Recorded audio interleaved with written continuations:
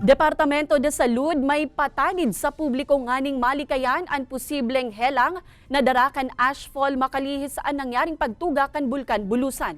Uyan report ni Jessica Kalinog.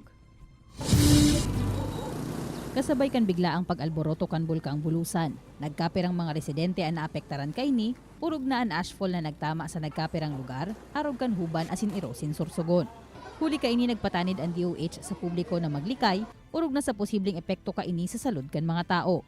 Abiso kan DOH na magtinir na mo na sa laog kan harong, likaya na mo naan magluwas sa mga tinampo huli sa kadakol na abo sa luwas, ipreparar na mo na ang emergency bag o go bag, asin linigan ang mga atop pagkatapos na kan ashfall.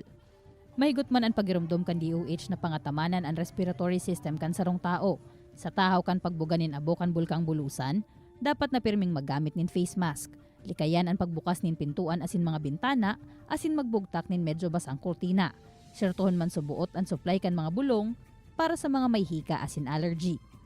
Apuera kaini, dapat man subuot na pangatamanan ang mga mata sa siring na sitwasyon. Likayan mo na ang paggamit nin contact lenses, asin magamit na mo na nin eyeglasses. Day dapat pagkusuton ang mga mata, asin kung nairita, banlawan tulos ini gamit ang maimbong na tubig, asin magpakonsulta tulos kung may problema sa paghiling.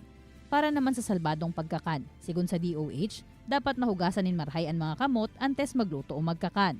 Banlawan nin marhay sa malinig na tubig ang mga gulay asin prutas.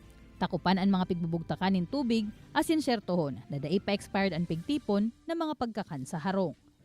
Ini si Jessica Kalinog, Balitang Bicolandia.